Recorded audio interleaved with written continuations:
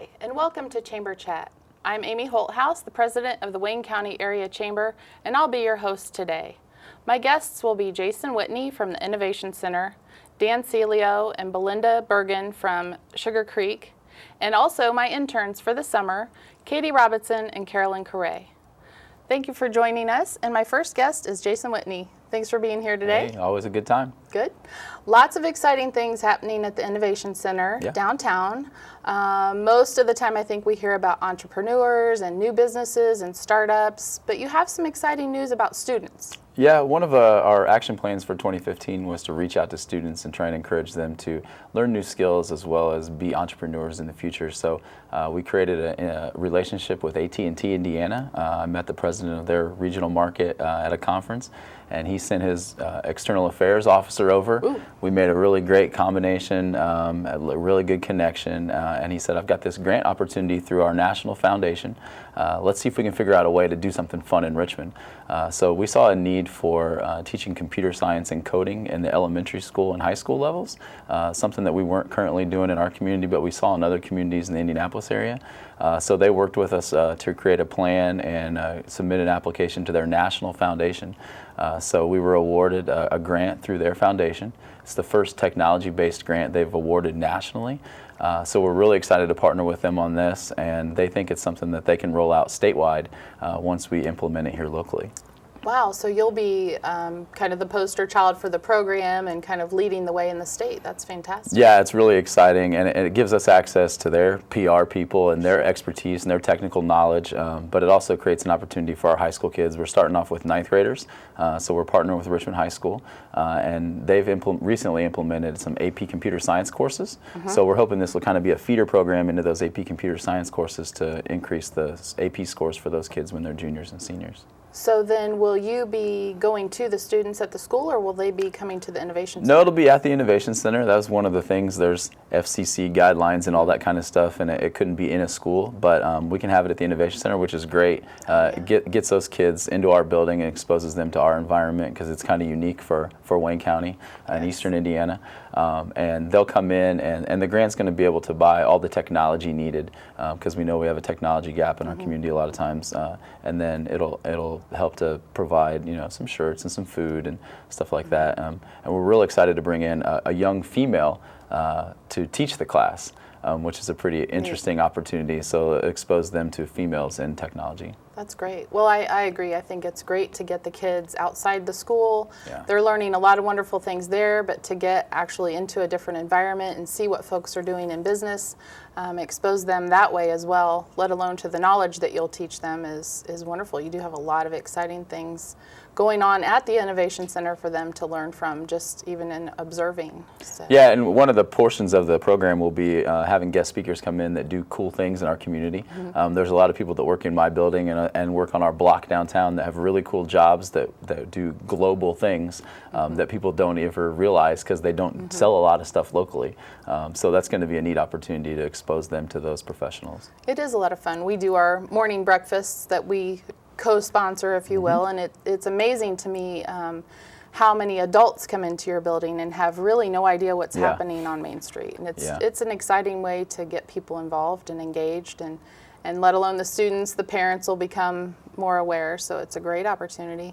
Yeah, so this program will be kind of a weekly session, maybe 6 weeks long, and it'll walk them through some computer coding stuff that you can do on iPads. But when we're not using it for that specific class that we wrote the grant for, AT&T is encouraging us to use it to reach out to other grade levels. So I think there's a good chance we're going to go down to the kindergarten level and say, what does this look like for 5- and 6-year-olds, and teach them that there's a logic to computer coding that tests have shown that it has a good educational impact later on in life. Just some different critical thinking skills. So we're going to try and take it down to that level and see if we can get some results later on for the kids. Well, it's amazing when you expose younger children to things when they're not already creating obstacles in their mind, how quickly they can learn. Yeah. And we know that, we've heard that for years with language, but I'm seeing that even with my daughter in math. They're introducing basic algebraic equations and skills like that in 1st and 2nd grade. They don't realize that's what they're doing, but it won't be so foreign when they get to it. It'll just be a concept they're used to. One of the really interesting stories that I've read in my research while we're putting this program together was a lady whose daughter had a learning disability, and they were going to to do coding in the classroom, and the mom said the girl came home and was crying, and she said, great, another thing I'm going to be terrible at. I'm going to be last in my class. But it turned out, since it wasn't just reading words on a page, it was logic and it was building with your hands on the screen, that she ended up being the best kid in her class at it. So maybe there's some benefits there as well. That is great. And you mentioned earlier in the conversation having access to the AT&T marketing and things like that. Where do you see that going for the community? I don't know. It's going to be great, great outreach, because AT&T is obviously a global organization, and so them doing something unique in our community is definitely going to get us some statewide attention. So I don't know where it'll play out, but it's definitely going to be great for the Innovation Center in Richmond. Well, and having it right here in Richmond, if they're looking to grow it in the state, potentially, maybe that becomes an immediate county-wide initiative as well. A lot of our schools work closely together on things like that, and I think, we share some of our other career-based learning, and so maybe that's an initial growth place. Yeah, we've reached out to a couple other county schools already who have iPads in every kid's hands, and they're all for it. Oh, I'm sure. Yeah. I'm sure. Yeah. Well, that's really exciting. Thank you for coming today to share this information with us. We'll look forward to hearing more updates and maybe have you back once things are going along. Yeah, we'll bring some kids. Yeah, that'd be great. That'd be great. So thank you for being here. No problem. Appreciate your time, and we'll look forward to seeing you soon. Great, thanks.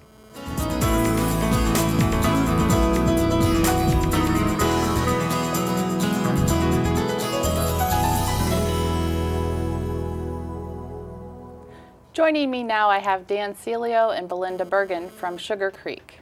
Thank you for being here today. It's a pleasure. Appreciate you taking time. I know you're very busy, have a lot going on. We were fortunate to tour last week with a whole host of other folks, and it was really interesting and exciting. So thank you for being here to share with the community a little bit more about what's going on out there.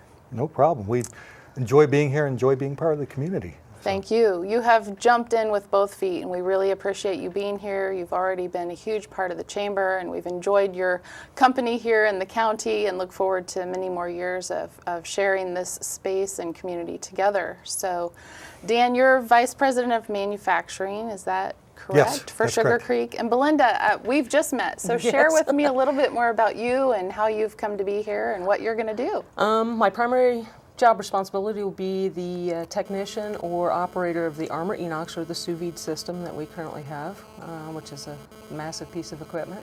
It is truly massive, Yes, it is. and I think on the tour a lot of folks couldn't actually believe those gigantic open, they look like humongous hot tubs. I mean, that's what you called it.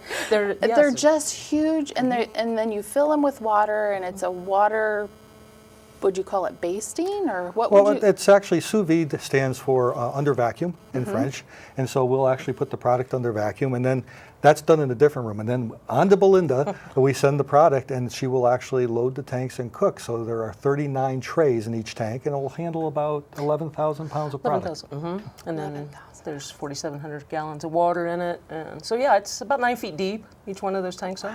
It's unbelievable, and it's really exciting to see that technology. Yes.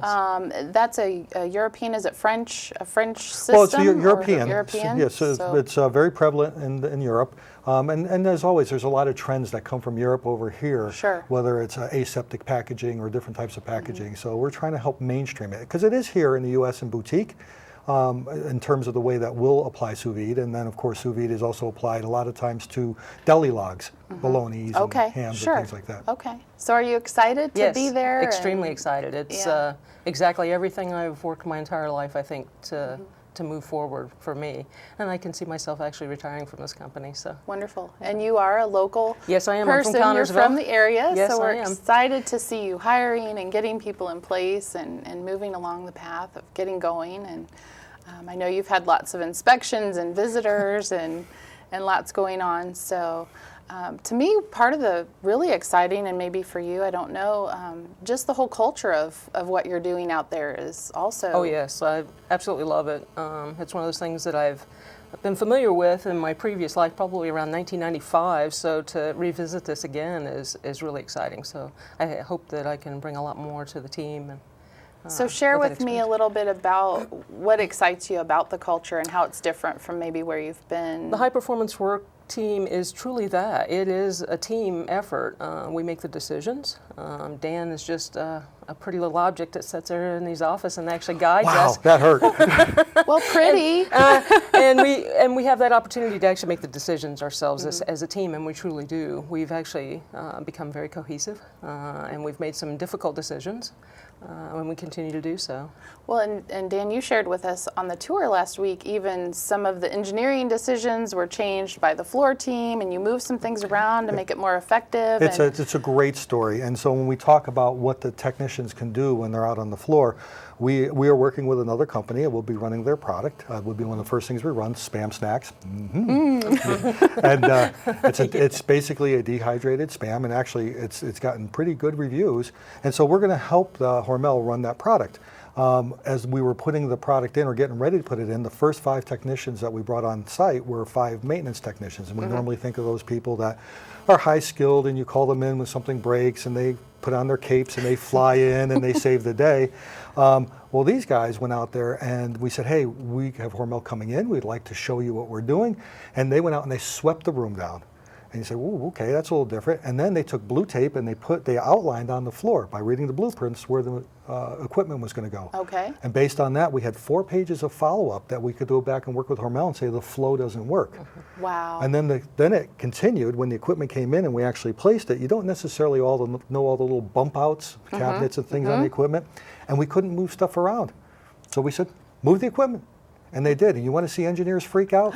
Tell these guys to go move their equipment. And they did, and we supported it, and it's a much better flow today. They went out there, made the decisions, and there are 3 or 4 major pieces of equipment that they moved to now make their lives easier, and they own that process. See, I think it's phenomenal. I mean, it makes perfect logical sense to me from a bird's eye view. Okay, the folks that are going to be doing this every day had input into how it's going to be set up to make it easier for them.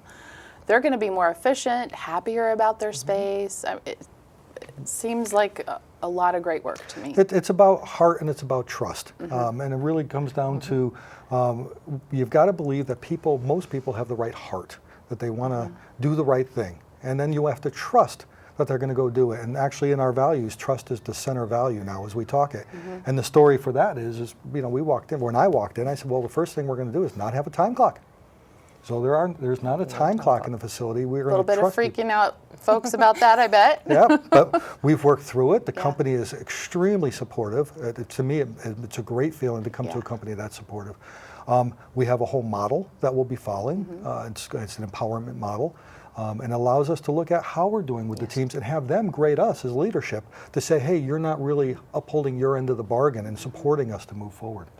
Well, even though you're large, and for us here in Wayne County, you seem extremely large, which is exciting, but I think a lot of maybe folks aren't quite aware that it is a family-owned business, and so it enables you to make decisions like that. I know you've shared that the owner is empowering and supportive of these kinds of things and willing to look ahead and make changes that are needed to help the company become the best. And that's a great point. John Richardson, our owner, is extremely supportive. And if you think about the uniqueness of that facility, the size is unique. It's 418,000 square feet. It's bigger than anything else that we've done as a company before.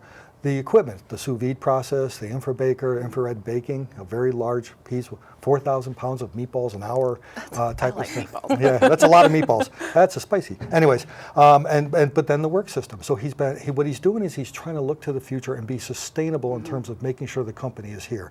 So a lot of times people talk about sustainability and what you're doing in the environment, but you also want to make sure from a business standpoint that you're sustainable. Absolutely. And I think on the tour, I left.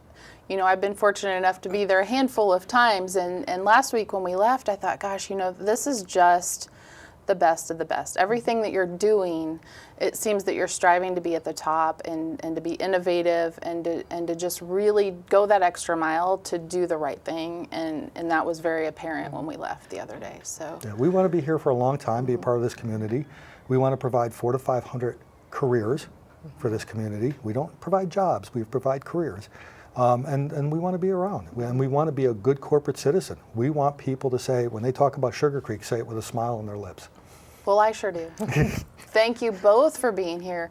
And when you say careers, it's clear you're open with the pathways to success and the goals that people need to achieve to get to the next step. So I love the openness, the honesty, the trustworthiness, and the opportunity that's being provided from you to our community. So thank you for all that you're doing. Thank you for being here today. It's wonderful to meet you. Good to see you again. And we really do appreciate SugarCreek and all that you're doing. And anything that the Chamber can do, we're certainly here for you. So. Well, thank you for having us. Thank you very much. You're welcome.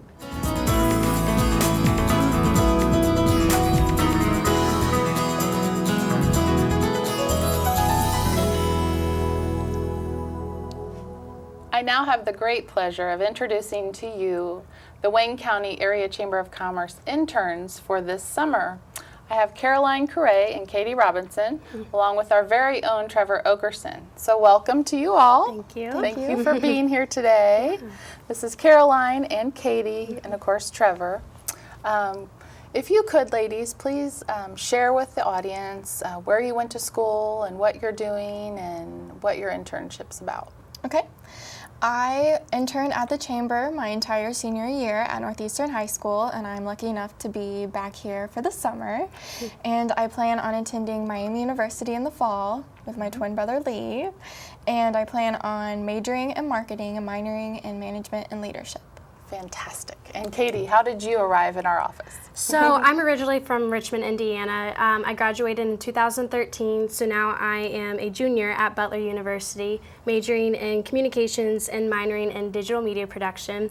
And so I actually came to Amy this past spring, and I was like, I need to find an internship. She was kind of helping me connect with people, and then I left, and I ended up emailing her later saying, actually, could I maybe, think about a possibility or interning at the Chamber, because it just seemed like there were so many great opportunities, and I was right. I've had a great experience so far this summer. So Oh, yeah, definitely. yeah. Yep. So we have Caroline 3 days a week because you have another job also. And then Katie's with us part-time as well because you're also having an internship at the Boys and Girls Club, right? Yep, so I do video editing for the Boys and Girls Club, and that's been a great experience too, and really applying skills that I learned at school and, taking them here, so.